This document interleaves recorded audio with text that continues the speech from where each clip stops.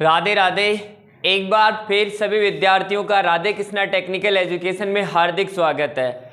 सबसे पहले जो विद्यार्थी मेरा वीडियो पहली बार देख रहे हैं वो चैनल को सब्सक्राइब करें, वीडियो को लाइक करें और वीडियो को ज़्यादा से ज़्यादा शेयर करें। देखो मेरे प्यारे विद्यार्थियों, आपको इस प्लेटफॉर्म के माध्यम से फ्री ऑफ कॉस्ट एजुकेशन का फ़ायदा मिल रहा है। तो मैं एक बार जो भी विद्यार्थी मेरा वीडियो देख रहे हैं उनसे अनुरोध करना चाहूँगा कि जितने भी अपने टेक्निकल ग्रुप में जितने भी विद्यार्थी जुड़े हुए हैं अपने से, उन सभी विद्यार्थियों के पास इस वीडियो का लिंक शेयर करें ताकि सभी विद्यार्थियों के पास अपना वीडियो पहुंच सके और सभी विद्यार्थियों को फ्री ऑफ कॉस्ट एजुकेशन का फ़ायदा मिल सके। देखो हम अभी केवल और केवल बेसिकली हम इस पे टेक्निकल की थ्योरी के बारे में एनालिसिस कर रहे हैं। जैसे ही हमारा पार्ट वाइज कंप्लीट होता है उसके बाद हम क्वेश्चन सीरीज लॉन्च करने वाले हैं, जो भी आपकी जल्द ही लॉन्च हो जाएगी। और देखो सभी विद्यार्थियों को पहले भी अवगत करा दिया गया है कि जो आपकी टेक्निकल जो असिस्टेंट लोको पायलट है और टेक्नीशियन की जो भर्ती है वो लगभग फरवरी के लास्ट तक जारी हो जाएगा इसका ऑफिशियली नोटिफिकेशन। और जो सबसे बड़ी भर्ती है आपकी रेलवे की, इसके पश्चात आपकी रेलवे की इतनी बड़ी भर्ती नहीं आने वाली है। लगभग इस अब की बार जो भर्ती आएगी उसमें लगभग 40 से 60 हज़ार वैकेंसीज आने की संभावनाएं हैं। अब देखो हम हमारी क्लास पर वापस लौटते हुए, देखो पिछली बार जब हमने पढ़ा था तो जीएनए और एमएनए के बारे में थोड़ा सा वीकली स्टडी की थी। अब देखो हम जो आप स्टडी करने वाले हैं जो कि हमारे मैग्नेट यूनिट है उसका सबसे इम्पोर्टेंट टॉपिक है और इसके अंदर से आपके एग्जाम में कोई ना कोई क्वेश्चन जरूर फंसता ही जरूर है। देखो काफी बड़ा टॉपिक है और इसके अंदर पूरी मैग्नेट का समावेश किया गया है और वो है आपका बीएच कर्व, जो कि किस तरीके से बनता है, किस पदार्थों पे बनाया जाता है और कैसे ये बनता है, इसकी वजह से किसी पदार्थ पर क्या इफेक्ट पड़ता है, उसके बारे में हम बीएच कर्व के माध्यम से समझेंगे। तो देखो सबसे पहले बीएच कर्व को समझने से पहले हम बढ़ेंगे स्ट्रेसेस।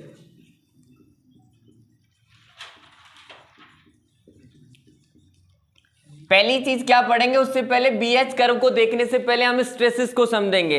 देखो बीएच कर्व में जितनी भी डेफिनेशन यूज होगी, जैसे निग्रह बल हुआ, आपका अवशिष्ट चुंबकत्व हुआ, संतृप्त अवस्था हुई, इन सभी के बारे में हम पहले अध्ययन करते हैं। देखो सपोज करो ये कोई कोयल है,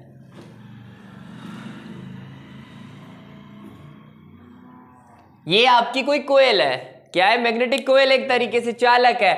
तो जब इसके अंदर मैं क्या दूंगा, धारा प्रवाहित करता हूं, तो धारा प्रवाहित करने की वजह से इस कोयल के अंदर क्या बनता है, आपका चुंबकीय क्षेत्र बनता है। क्या बनता है, चुंबकीय क्षेत्र बनता है। अब हम देख रहे हैं कि स्ट्रेसेस है क्या चीज। पहली चीज तो देखो आपके जो इलेक्ट्रिशियन थ्योरी उसमें दो चीजों के क्वेश्चन सबसे ज्यादा आते हैं। एक तो भंवर लॉसेस, जिसको हम क्या बोलते हैं, एडी करंट लॉसेस बोलेंगे। दूसरा है आपका स्ट्रेसेस लॉसेस। देखो ये कहीं भी पीछा नहीं छोड़ने वाले। अगर हम मैग्नेट पढ़ रहे हैं तो मैग्नेट में भी हमारे लिए तैयार है। यदि हम मशीन पढ़ेंगे तो मशीन के अंदर, जैसे आप ट्रांसफॉर्मर पढ़ोगे तो ट्रांसफॉर्मर के भी अंदर दोनों तैयार है। अगर आप डीसी जनरेटर पढ़ते हो तो डीसी जनरेटर में भी दोनों तैयार है।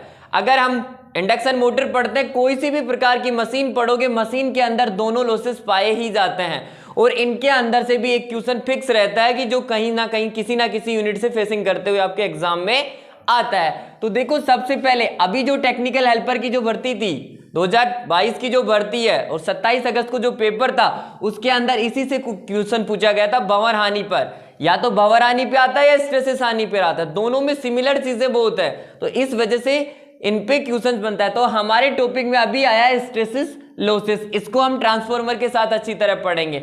अब देखो कि वास्तव में स्ट्रेसेस होता है क्या है। तो जैसे ये कोई कुंडली है, ठीक है, कुंडली है, मैंने इसके अंदर क्या प्रवाहित किया है, धारा प्रवाहित की है। धारा प्रवाहित करने की वजह से इसके अंदर क्या उत्पन्न होगा, चुंबकीय विद्युत चुंबकीय क्षेत्र उत्पन्न हो रहा है। विद्युत चुंबकीय क्षेत्र उत्पन्न होने की वजह से ये अपने और एक क्षेत्र जनरेट करती है। क्या जनरेट करेगी, एक क्षेत्र जनरेट करती है, जिसे हम क्या बोलते हैं, विद्युत चुंबकीय क्षेत्र बोलते हैं। ठीक है, अगर मैं मान लो सपोज करो जैसे कि इस कुंडली के बीच में मैं लोहे की क्रोड डाल देता हूं, क्या डाल देता हूं, लोहे की क्रोड डाल देता हूं। देखो हमने बेसिकली कई चीजें पहले पढ़ चुकी, लेकिन वापस टॉपिक को समझने के लिए वापस उन चीजों पे एनालिसिस करेंगे। जैसे ही मैं इस क्रोड के अंदर लोहे की छड़ डालता हूं, लोहे की क्रोड डाल दिया, जैसे ही मैं इसके अंदर क्रोड डालूंगा तो लोहा पदार्थ क्या होता है आपका, लोहे चुंबकीय होता है, चुंबकीय गुण तो रखता है ना, लेकिन उसमें क्या होते हैं, कण अव्यवस्थित होते हैं। वेबर की आणविक थ्योरी पढ़ाई थी मैंने स्टार्टिंग में कि कोई भी पदार्थ लोहे चुंबकीय पदार्थ होता है वो चुंबकीय गुणों को रखता है, किंतु उसमें जो चुंबकीय गुण क्या होते हैं, अव्यवस्थित होते हैं। जब तक कि उन पर कोई बाह्य बल काम नहीं करता तब तक वो क्या नहीं होंगे, व्यवस्थित नहीं होंगे, और तब तक वो चुंबक की भांति काम नहीं करता। अब देखो सपोज करो मैंने एक क्रोड ली और इसके अंदर मैंने क्या डाल दी, एक लोहे की क्रोड डाल दी। ये चुंबक थी क्या, नहीं, पहले चुंबक नहीं थी, लेकिन जैसे ही मैं इसके अंदर क्या प्रवाहित करूंगा, धारा प्रवाहित करूंगा, तो इसमें कौन से गुण उत्पन्न हो जाते हैं, चुंबकीय गुण उत्पन्न हो जाते हैं, और ये किसकी तरह काम करना शुरू कर देती है, चुंबक की तरह काम करना शुरू कर देती है। ठीक है, करना शुरू कर दी। अब मैं इस सप्लाई को हटा देता हूं, वापस हटा देता हूं, अर्थात मैं क्या कर रहा हूं, इसको विचुंबकित कर रहा हूं, विचुंबकित। मैं इसको वापस क्या करूंगा, विचुंबकित कर रहा हूं। जैसे ही मैं इसको विचुंबकित करता हूं, धारा को हटाता हूं, तो इसमें चुंबकीय गुण क्या हो जाएंगे, नष्ट हो जाते हैं। चुंबकीय गुण क्या हो गए, नष्ट हो गए। किंतु इस मैग्नेट या इस क्रोड के अंदर क्या रह जाएंगे, कुछ चुंबकीय गुण क्या रह जाते हैं, शेष रह जाते हैं। शेष कुछ चुंबकीय गुण क्या रह जाएंगे, इसमें रह जाएंगे, जिसको हम क्या बोलते थे, अवशिष्ट चुंबकत्व बोलते हैं। क्या बोलते हैं, अवशिष्ट चुंबकत्व, जिसको कहते हैं अवशिष्ट चुंबकत्व, जिसको हम कह रहे थे। अब देखो कि सर हम स्ट्रेसेस पढ़ रहे हैं, इनके बीच में इनका क्या संबंध है, अब आएगा पूरी चीज समझ में।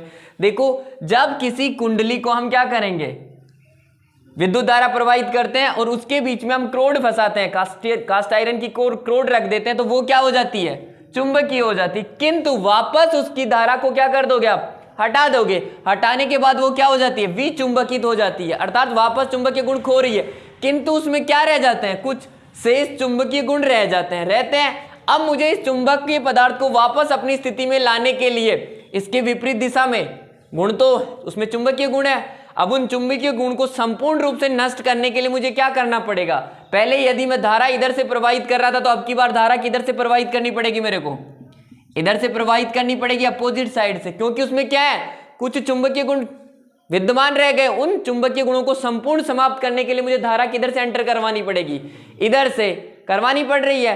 तो देखो किसी पदार्थ को, हिस्टैरिसीस क्या चीज है, किसी पदार्थ को पहले क्या बनाओगे आप, चुंबक, क्या बना रहे हो, चुंबक, वापस उसको क्या करेंगे, विचुंबक, यानी कि पहले उसको चुंबक बनाते हैं और फिर उसको वापस क्या करते हैं, विचुंबकित करते हैं। तो इस क्रिया में जो ऊर्जा का ह्रास होगा, अर्थात जिस ऊर्जा का हम क्या करेंगे, हानि होगी हमारे पास, वही ऊर्जा हमारी क्या कहलाती है, स्ट्रेसिस कहलाती है।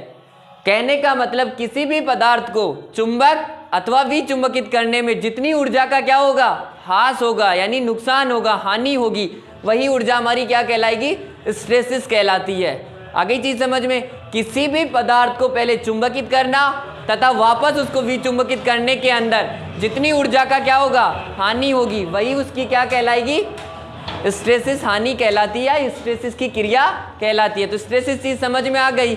इसी चीज को शैथिल्य बोला जाता है। क्या बोला जाता है, दूसरा नाम इसका ये आता है, कभी कभार आपके शैथिल्य के नाम से भी इसको क्या किया जाता है, जाना जाता है। हमेशा ध्यान रखना, स्ट्रेसिस का भी मतलब वही होता है और शैथिल्य का भी मतलब वही होता है। और ये किससे डिनोट की जाती है, मैग्नेट के ऊपर डिपेंड रहती है। किसी भी पदार्थ को चुंबक बनाने तथा उसको वापस विचुंबकित करने में जो ऊर्जा की हानि होती है, वही उसकी क्या कहलाती है, स्ट्रेसिस कहलाती है, शैथिल्य कहलाती है। क्लियर, आ गई चीज समझ में, अब क्लियर है। देखो इसकी जो डेफिनेशन है स्ट्रेसिस की कई प्रकार से बनकर आ चुकी है। डेफिनेशन मैंने आपको केवल सिंपल समझाने के लिए बताया कि चुंबक, पहले किसी पदार्थ को चुंबक बनाने के लिए तथा उसको वापस विचुंबकित करने के लिए हमारे द्वारा जो ऊर्जा की हानि होती है, वही क्या कहलाती है, स्ट्रेसिस कहलाती है। ये तो हमें इसको बेसिक कंसेप्ट समझने के लिए, बाकी इसके क्वेश्चंस कैसे बन के आए हुए हैं, तीनों डेफिनेशंस लिखो जो अब तक आ चुकी है।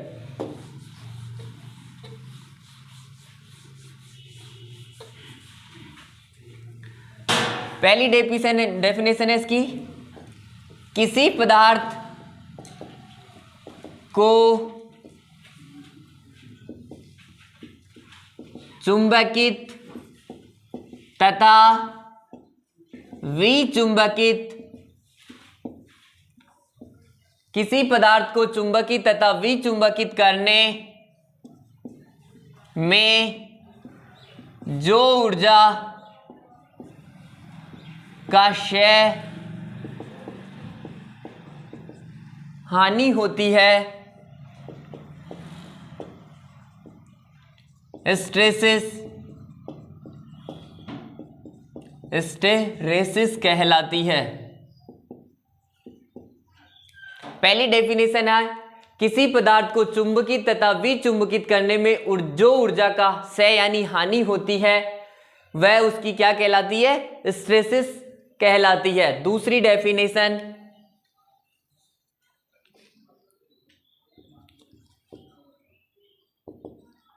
चुंबकीय फ्लक्स घनत्व, चुंबकीय फ्लक्स घनत्व बी चुंबकीय बल से चुंबकीय पदार्थ में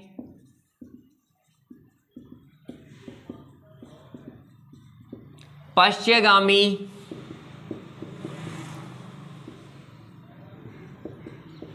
होना हिस्टैरिसीस कहलाता है। तीसरी डेफिनेशन, किसी चुंबकीय पदार्थ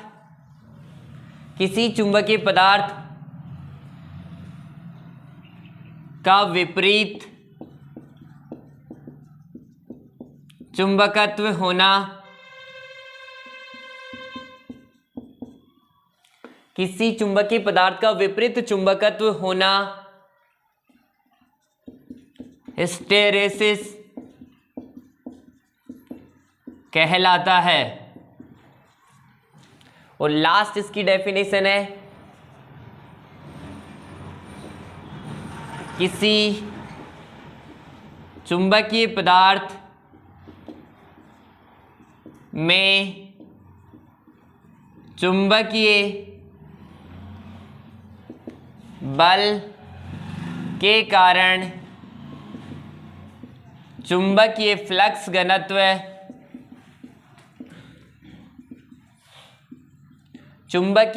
घनत्व में परिवर्तन, चुंबकीय फ्लक्स घनत्व में परिवर्तन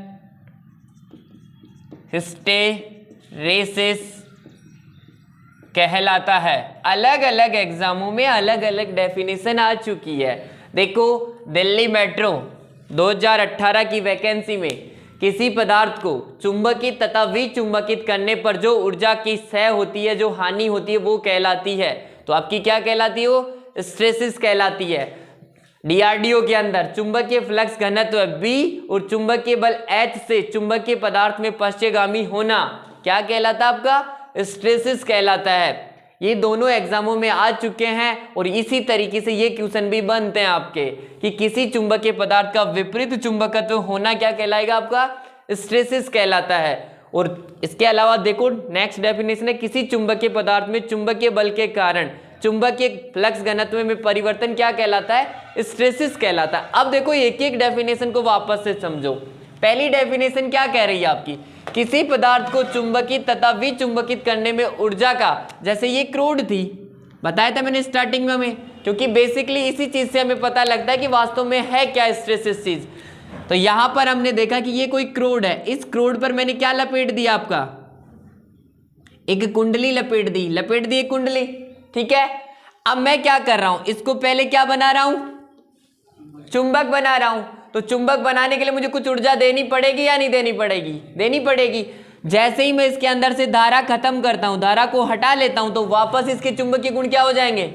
नष्ट हो जाएंगे, होंगे या नहीं? लेकिन फिर भी इसमें कुछ चुंबकीय गुण क्या रह जाते हैं? शेष रह जाते हैं। वापस इसको चुंबक बनाना है मेरे को, पावरफुल चुंबक बनाना, तो वापस ऊर्जा देनी पड़ेगी या नहीं देनी पड़ेगी?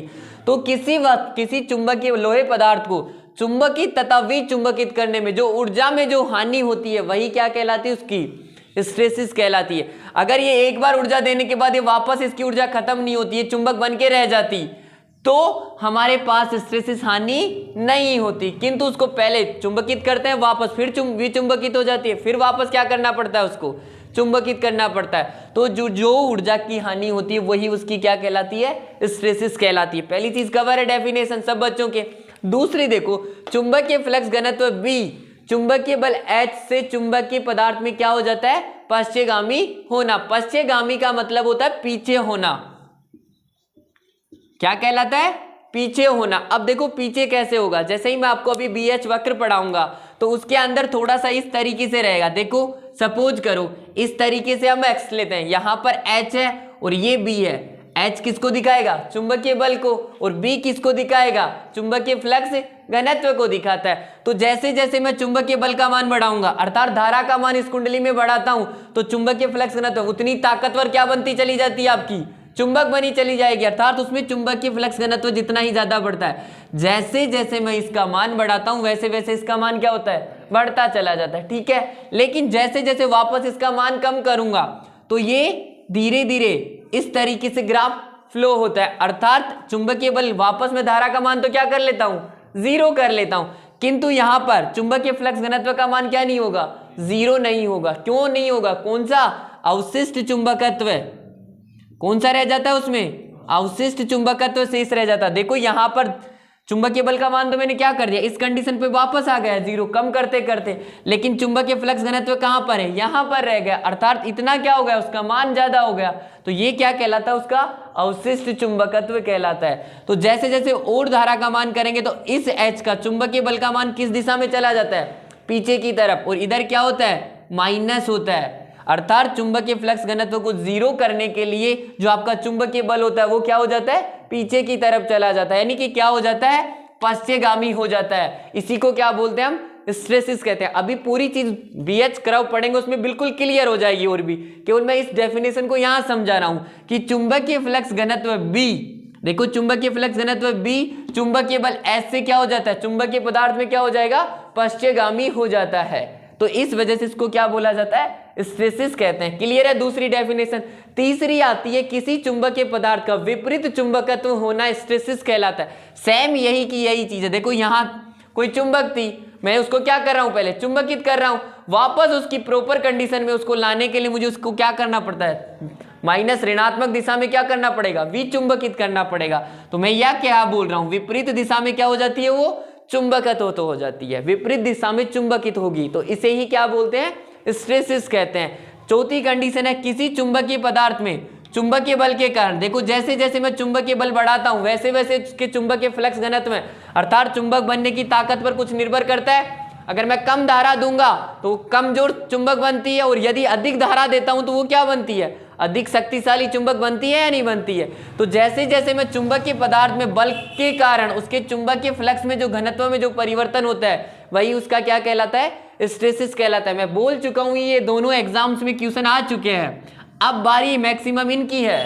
देखो एक एक चीज डेफिनेशन के साथ है, सीधा का सीधा कुछ भी नहीं बदलेगा। वो ऐसा कैसा बोलता है, किसी पदार्थ को चुंबकित तथा विचुंबकित करने पर जो ऊर्जा की हानि होती है, क्षय होता है, उसे क्या कहते हैं। आ गया क्वेश्चन, ऐसे कैसे सेम डिटो ऐसे कैसे छपता है, तो क्या क्वेश्चन आपका आंसर क्या रहने वाला है, हिस्टैरिसीस रहने वाला। दूसरी इसी चीज को लैंग्वेज कन्वर्ट कर देगा कि चुंबकीय फ्लक्स घनत्व B चुंबकीय बल H से चुंबकीय पदार्थ में क्या हो जाता है, पश्चगामी हो जाता है। इस क्रिया को क्या बोलते हैं, तो किसके कारण होता है, हिस्टैरिसीस कहलाता है, वही चीज है। तीसरा, किसी चुंबकीय पदार्थ में विपरीत चुंबकत्व, कोई पदार्थ होता है वो विपरीत चुंबकत्व क्यों होता है, किस गुण के कारण होता है, तो वो क्या होता है आपका, हिस्टैरिसीस होता है। उसके बाद में किसी चुंबकीय पदार्थ में चुंबकीय बल के कारण चुंबकीय फ्लक्स घनत्व में क्या होता है, परिवर्तन होता है, तो वो क्या कहलाता है, हमारा हिस्टैरिसीस कहलाता। देखो ये अलग अलग की बुकों की डेफिनेशंस है, अलग अलग बुकों का कॉम्बिनेशन किया गया है, क्योंकि तुम्हें पता है एक बुक में केवल एक डेफिनेशन मिलती है मैक्सिमम, चाहे आप स्टैंडर्ड कोई सी भी बुक उठा लो,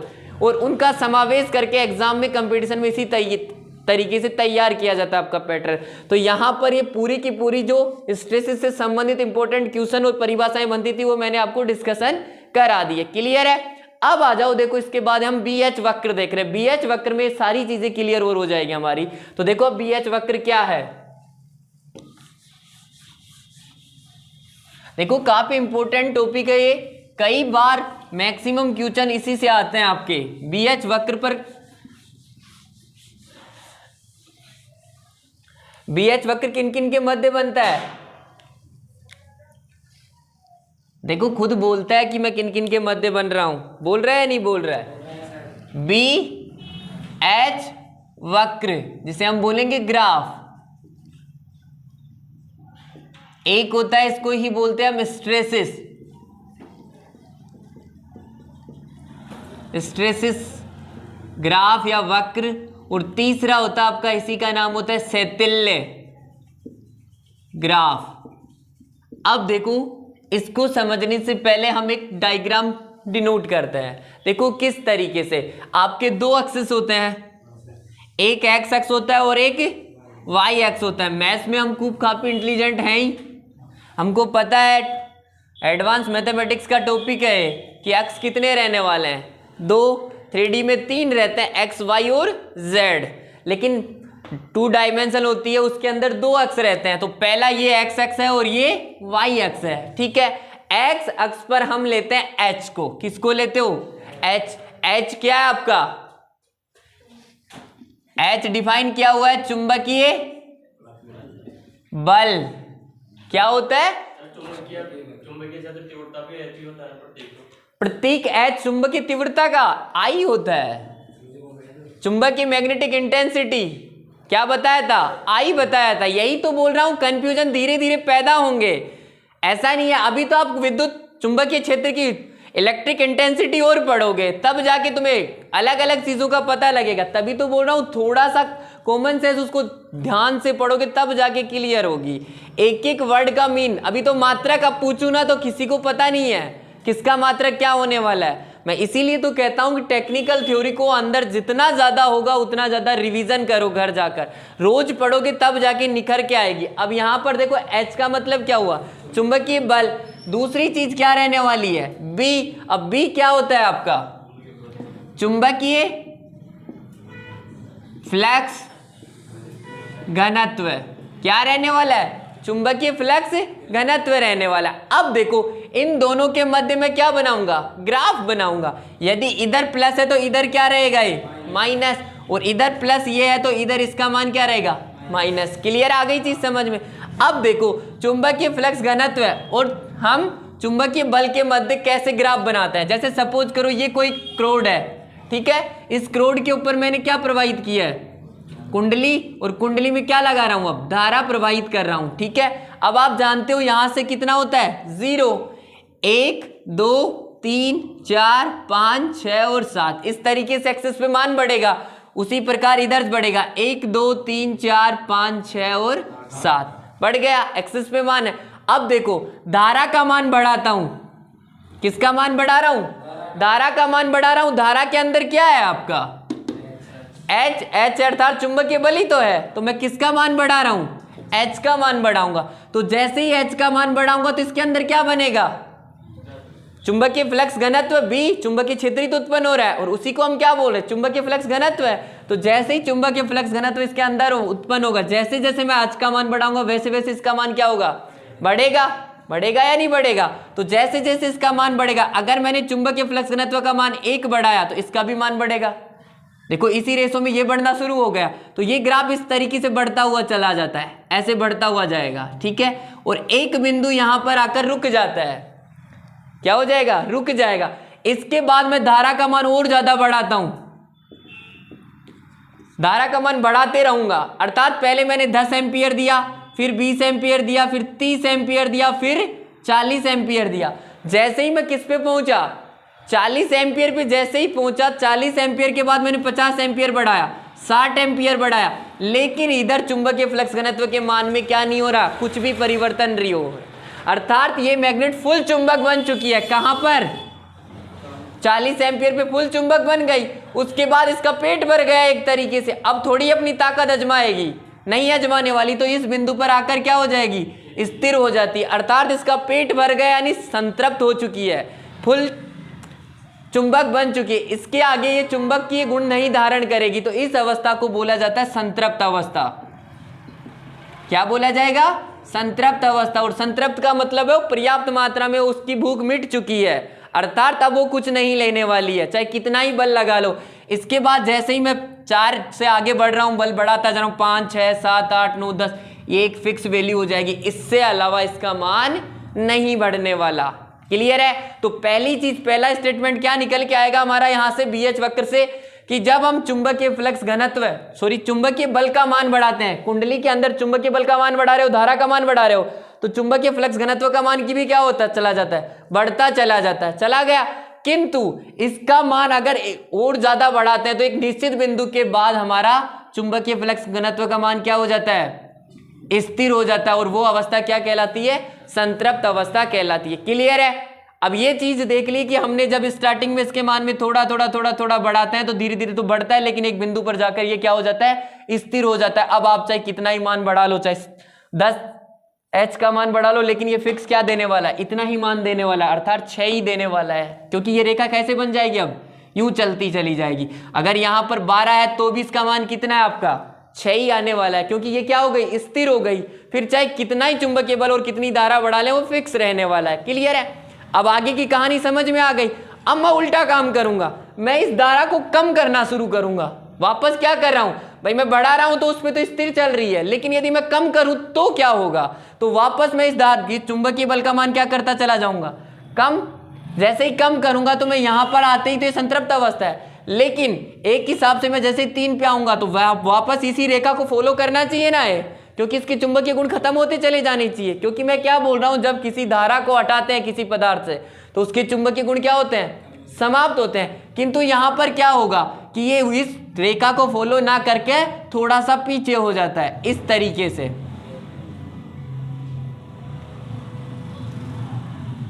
अर्थात जब मैं चुंबकीय बल, धारा का मान क्या कर दिया, 0 कर दिया कुंडली में, तो भी ये क्या बनी हुई है, पदार्थ चुंबकीय बना हुआ है। तो इसको क्या बोलते थे हम, अवशिष्ट चुंबकत्व, क्योंकि उसमें चुंबकीय गुण शेष रह गए, तो इसको क्या बोलेंगे हम, अवशिष्ट चुंबकत्व।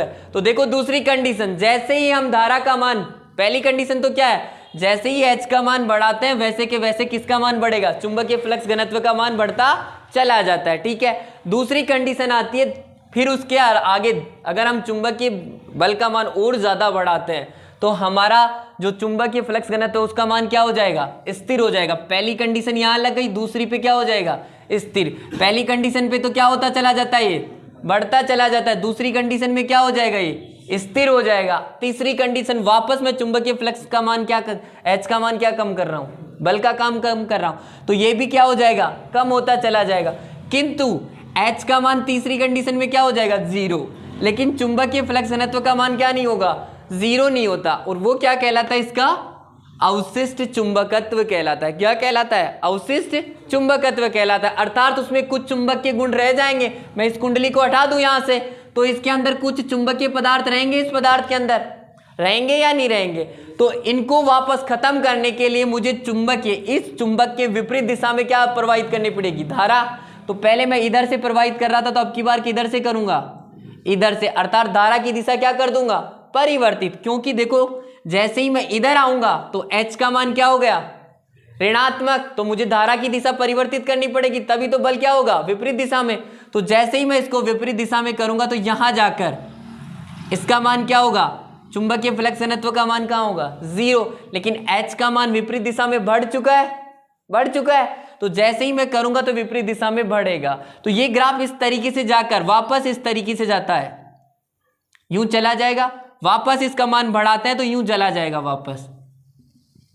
ठीक है, तो इस तरीके से ग्राफ बनता है। यदि हम H का मान बढ़ाते हैं तो B का मान भी क्या होता है, बढ़ता है, पहली कंडीशन। दूसरी में यदि H का मान बढ़ाते चलते हैं, और भी ज्यादा बढ़ाएंगे तो इसका मान क्या हो जाएगा, स्थिर हो जाता है। उस अवस्था को क्या बोला जाता है, संतृप्त अवस्था कहा जाता है। यानी चुंबकीय फ्लक्स घनत्व, चुंबकीय बल के मान को तो बढ़ाते चलते हैं, किंतु चुंबकीय फ्लक्स घनत्व B का मान क्या हो जाता है, स्थिर हो जाता है। वो अवस्था क्या कहलाती है, संतृप्त अवस्था कहलाती है। ये सारे क्वेश्चन ऐसे कैसे। इसके बाद संतृप्त अवस्था से वापस आते वक्त यदि H का मान कम किया जाता है तो H का मान क्या हो जाएगा, 0, किंतु B का मान वहां पर कुछ शेष रह जाता है, और उसी को क्या बोलते हैं हम, अवशिष्ट चुंबकत्व कहते हैं। ठीक है, क्या बोलते हैं? अवशिष्ट चुंबकत्व बोलते हैं। अब तीसरी चीज आती है कि इस अवशिष्ट चुंबकत्व को खत्म करने के लिए जो विपरीत दिशा में क्या लगाया जाता है? बल लगाया जाता है। तो विपरीत दिशा में जो बल लगाया जाएगा वो कहलाता है आपका निग्रह बल। क्या कहलाता है? निग्रह बल, जिसको हम बोलते हैं निग्राहिता को निग्राहिता बोलेंगे साथ में। तो ये था आपका BH कर्व। तो देखो BH कर्व में मुख्यतः क्या क्या चीजें ध्यान रखनी है। पहली चीज, BH कर्व किन किन के मध्य बनता है? चुंबकीय बल तथा चुंबकीय फ्लक्स घनत्व के मध्य खींचा गया ग्राफ क्या कहलाएगा? आपका BH वक्र कहलाता है, क्योंकि ये किस किस के मध्य है? B और H के मध्य है। तो इस वजह से इसको क्या बोला जाता है? BH वक्र कहा जाता है। क्लियर है? दूसरी चीज आएगी, यदि हम H का मान धीरे धीरे क्या करेंगे? बढ़ाएंगे, तो हमारा चुंबकीय फ्लक्स घनत्व का मान भी क्या होगा? धीरे धीरे बढ़ेगा। ठीक है। इसके बाद यदि हम H का मान, चुंबकीय फ्लक्स घनत्व H का मान अगर लगातार बढ़ाते जाते हैं तो चुंबकीय फ्लक्स घनत्व का मान क्या हो जाएगा? स्थिर हो जाता है। उस अवस्था को क्या बोलते हैं हम? संतृप्त अवस्था कहते हैं। क्लियर है? तीसरी कंडीशन में H के मान को वापस क्या करेंगे? हम कम करेंगे, किंतु चुंबकीय फ्लक्स घनत्व उस पदार्थ का क्या नहीं होगा? शून्य नहीं होता। उसको क्या बोला जाता है? अवशिष्ट चुंबकत्व कहा जाता है। ठीक है। इसके बाद चौथा क्वेश्चन इसका ये बनता है कि अवशिष्ट चुंबकत्व को खत्म करने के लिए, समाप्त करने के लिए जो उस पदार्थ पर बल लगाया जाता है विपरीत दिशा में, उस बल को क्या कहते हैं? निग्रह बल कहते हैं। इसके 4 इंपोर्टेंट क्वेश्चन है, वैसे के वैसे लिखा रहा हूं। पहली चीज देखो, इस तरीके से लिखते चलो। अब इसमें इस ग्राफ को मैं वापस साथ के साथ बना रहा हूं, एक एक चीज को हम डिफाइन करते हुए। देखो इस तरीके का ग्राफ रहने वाला आपका। इस पे क्या रहेगा? H, और इस पे क्या रहेगा? B। ये -H और ये प्लस का, वो सॉरी माइनस का B। ठीक है।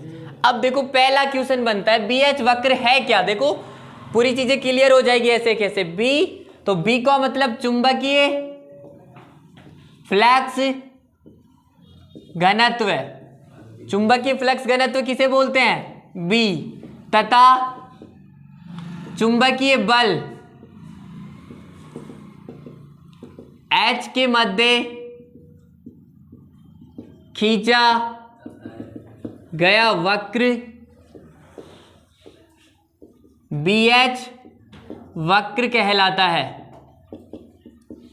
देखो पहला क्वेश्चन क्या बनता है? BH वक्र क्या होता है? तो चुंबकीय फ्लक्स घनत्व B तथा चुंबकीय बल H के मध्य खींचा गया वक्र BH वक्र कहलाता है। तो देखो H और B के मध्य ही तो बनेगा, इस वजह से इसको क्या बोलेंगे? BH वक्र कहते हैं। पहला क्वेश्चन क्लियर है। दूसरा क्वेश्चन देखो, इसे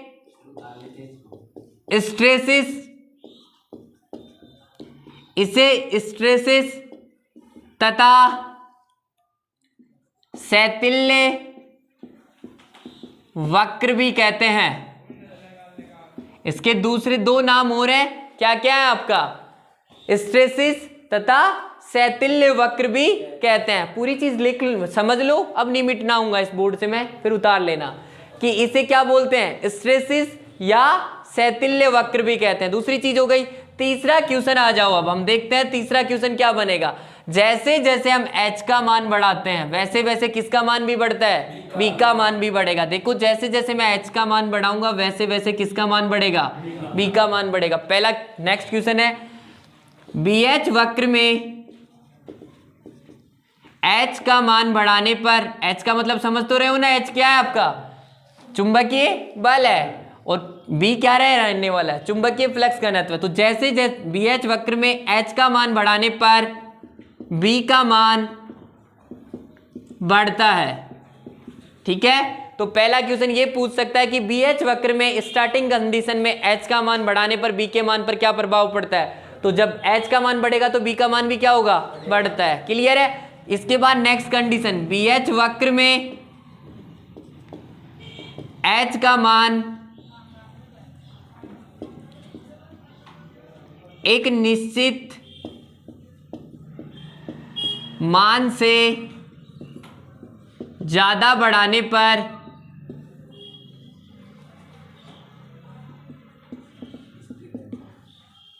ज्यादा बढ़ाने पर बी का मान स्थिर रहता है, क्या रहेगा? स्थिर रहेगा। कहां से? देखो यहां से, इस तरीके से स्थिर हो जाएगा ये। और ये अवस्था क्या कहलाती है? इसकी संतृप्त अवस्था कहलाती है।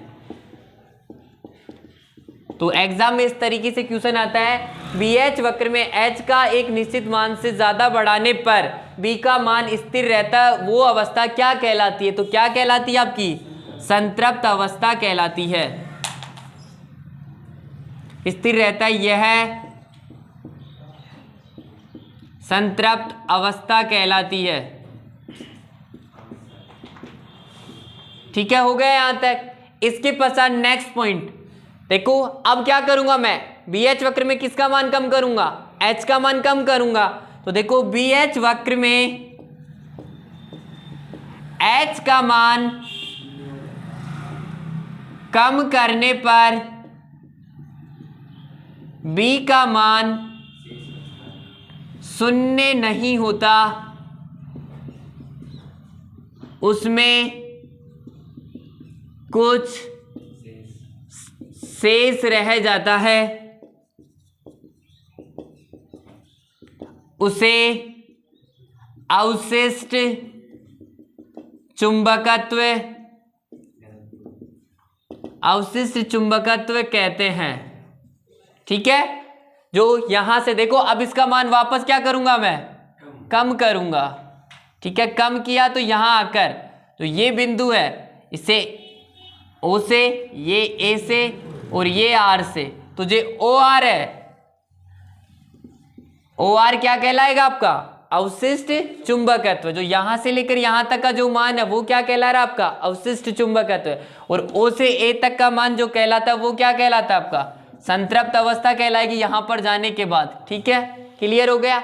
दोनों चीजें कवर हो गई। इसके बाद में देखो, अब किसको खत्म करेंगे हम? अवशिष्ट चुंबकत्व को ही तो खत्म करेंगे। स्टेप वाइज क्वेश्चन देखो, BH वक्र में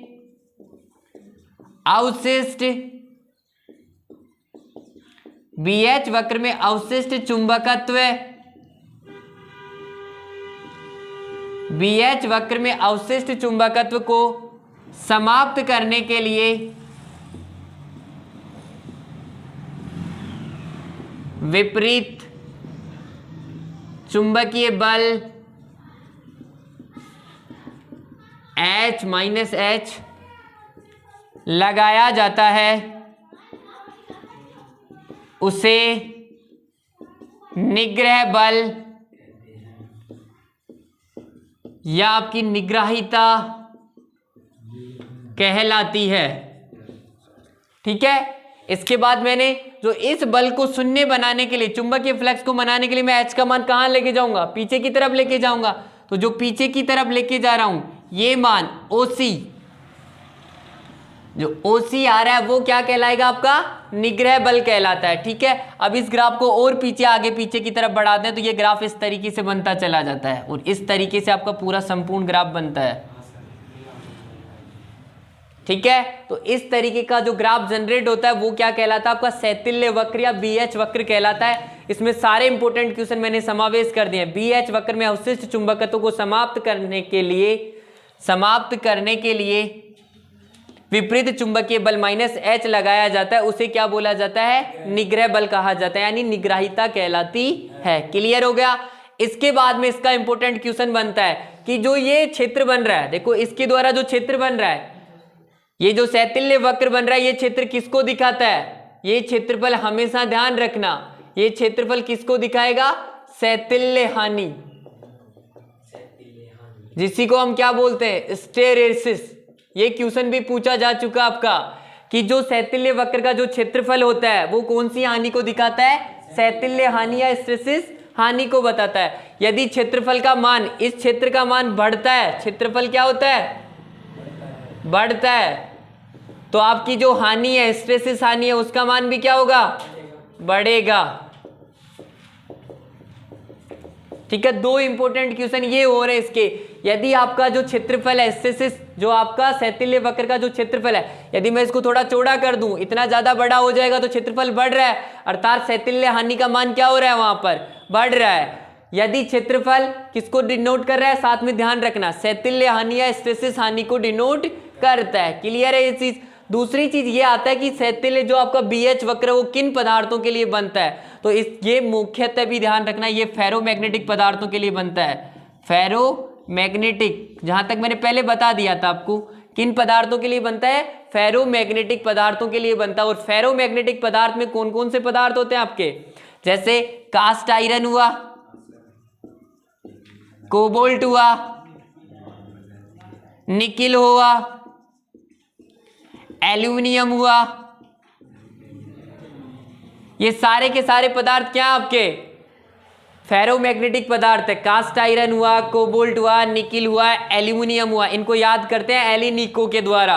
एल्यूमिनियम, निकिल और कोबाल्ट, साथ में फेरस जो आपका कास्ट आयरन के रूप में डिपेंड करता है। तो ये हमारा था BH वक्र, और BH वक्र से इंपॉर्टेंट क्वेश्चन सारे यहां पर है। देखो मैक्सिमम एग्जामों में सब में आ चुके हैं ये क्वेश्चन, बार बार रिपीट होते जाते हैं, यही क्वेश्चन है। केवल थोड़ा सा इनकी लैंग्वेज को क्या कर देता है, वो घुमा देता है। तो हमेशा ध्यान रखना, स्टार्टिंग में H का मान बढ़ता है तो B का मान भी क्या होगा, बढ़ेगा। फिर H का मान बढ़ाते हैं तो B का मान क्या हो जाता है, स्थिर हो जाता है। उस अवस्था को क्या बोलते हैं हम, संतृप्त अवस्था कहते हैं। उसके बाद यदि H का मान कम किया जाता है तो चुंबकीय फ्लक्स घनत्व B का मान क्या नहीं होता, शून्य नहीं होता। उसे क्या बोलते हैं, अवशिष्ट चुंबकत्व। कहां पे B का मान शून्य नहीं होता, यहां पर लिख लो, शून्य नहीं होता, इसमें कुछ शेष रह जाता है, उसे क्या बोलते हैं, अवशिष्ट चुंबकत्व कहते हैं। और इस अवशिष्ट चुंबकत्व को क्या करने के लिए, शून्य करने के लिए हम जो बल लगाते हैं उसे क्या बोला जाता है, निग्रह बल या निग्राहिता कहलाती है। क्लियर है ये चीज। आशा करता हूं सभी को BH का पूरा समझ में आ गया होगा। देखो इसमें से कई एग्जाम में क्वेश्चन आते हैं, मैंने कई बार बता दिया आपको, बिल्कुल क्लियर याद कर लेना इसको, एक एक चीज कवर होनी चाहिए। इसके अंदर से मैक्सिमम एग्जाम्स में क्वेश्चन पूछे जाएंगे, तो थोड़ा सा इसको अच्छी तरह तैयार कर लेना। जहां तक अब आपकी मैग्नेट से संबंधित 2 या 3 क्लास और होने वाली है, उसके बाद हम मैग्नेट का हमारा पूरा पोर्शन खत्म हो जाएगा। क्लियर है, काफी इंपॉर्टेंट टॉपिक आपका BH वक्र। ठीक है, आशा करता हूं सभी विद्यार्थियों को पूरी क्लास पसंद आई होगी। एक बार फिर सभी विद्यार्थियों से अनुरोध करना चाहता हूं कि हमारी क्लास को सभी टेक्निकल विद्यार्थियों के पास शेयर करें। अपने जो भी दोस्त हैं, जितने भी टेक्निकल ग्रुप से जुड़े हुए हैं, सभी के पास इस क्लास को भेजने का कष्ट करें, और साथ में चैनल को सब्सक्राइब करें, वीडियो को लाइक करें, और ज़्यादा से ज़्यादा हमारे वीडियो को शेयर करें।